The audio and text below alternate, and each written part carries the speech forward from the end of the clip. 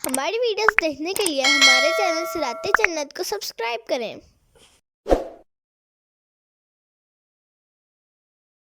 وَإِذَا أَنْعَمْنَا عَلَى الْإِنسَانِ أَعْرَضَ وَنَأَى بِجَانِبِهِ ترجمہ کنز عرفان، اور جب ہم آدمی پر احسان کرتے ہیں تو منہ پھیر لیتا ہے اور اپنی طرف دور ہٹ جاتا ہے۔ وَإِذَا مَسَّهُ الشَّرُّ فَذُو دُعَاءٍ عَرِيضٍ، اور جب اسے تکلیف پہنچتی ہے تو لمبی چوڑی دعا مانگنے والا بن جاتا ہے۔ تفسیر صراط الجنان۔ اس سے پہلی آیت میں کفار کے قبیح اقوال بیان کیے گئے اور اس آیت میں ان کے قبیح افعال بیان کیے جا رہے ہیں۔ چنانچہ ارشاد فرمایا کہ جب ہم کافر انسان پر احسان کرتے ہیں تو وہ اس احسان کا شکر ادا کرنے سے منہ پھیر لیتا ہے اور اس نعمت پر اطرانے رکھتا ہے اور نعمت دینے والے پروردگار عز و جل کو بھول جاتا ہے اور اللہ تعالیٰ کی یاد سے تکبر کرتا ہے، اور جب اسے کسی قسم کی پریشانی، بیماری یا ناداری وغیرہ کی تکلیف پیش آتی ہے تو اس وقت وہ خوب لمبی چوڑی دعائیں کرتا، روتا، گڑ گڑاتا اور لگاتار دعائیں مانگے جاتا ہے۔ کافر کی اس حالت کو بیان کرتے ہوئے ایک اور مقام پر اللہ تعالیٰ ارشاد فرماتا ہے، ترجمہ، اور جب ہم انسان پر احسان کرتے ہیں تو وہ منہ پھیر لیتا ہے اور اپنی طرف سے دور ہٹ جاتا ہے، اور جب اسے برائی پہنچتی ہے تو مایوس ہو جاتا ہے۔ سورہ بنی اسرائیل آیت نمبر 83۔ اس سے معلوم ہوا کہ راحت کے دنوں میں اللہ تعالیٰ کو بھول جانا اور صرف مصیبت کے ایام میں دعا کرنا کفار کا طریقہ ہے، اور یہ اللہ تعالیٰ کو ناپسند ہے، کیونکہ یہاں دعا مانگنے پر عتاب نہیں کیا گیا بلکہ راحت میں دعا نہ مانگنے پر عتاب کیا گیا ہے۔ نیز یہ عمل مصائب و آلام کے وقت مانگی جانے والی دعاؤں کے قبول نہ ہونے کا سبب بھی بن سکتا ہے، جیسا کہ حضرت ابو ہریرہ رضی اللہ تعالیٰ عنہ سے روایت ہے، رسول کریم صلی اللہ تعالیٰ علیہ وآلہ وسلم نے ارشاد فرمایا،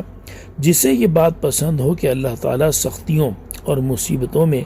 اس کی دعا قبول فرمائے تو اسے چاہیے کہ وہ صحت اور کشادگی کی حالت میں کثرت سے دعا کیا کرے۔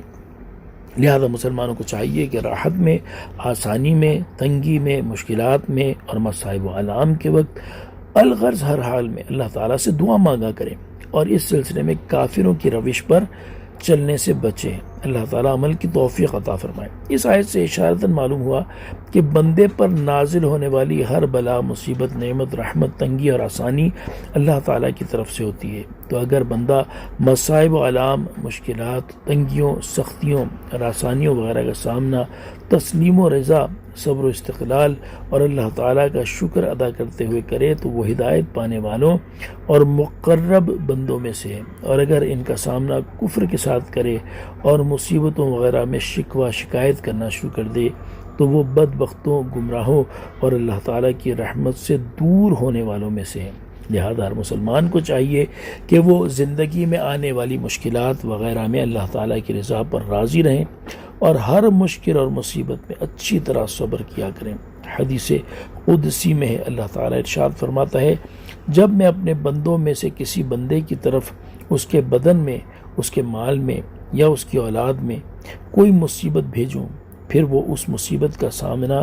اچھی طرح صبر کرنے کے ساتھ کرے تو میں قیامت کے دن اس کے لیے میزان نصب کرنے یا اس کا نامہ اعمال کھولنے سے حیا فرماؤں گا۔ اللہ تعالیٰ ہمیں عافیت نصیب فرمائے، اور اگر زندگی میں کوئی مشکل یا مصیبت آئے تو اس پر صبر کرنے کی توفیق عطا فرمائے۔ آمین بجاہ النبی الامین صلی اللہ تعالی علیہ وآلہ وسلم۔ صلو علی الحبیب صلی اللہ تعالی علی محمد صلی اللہ تعالی علیہ وآلہ وسلم۔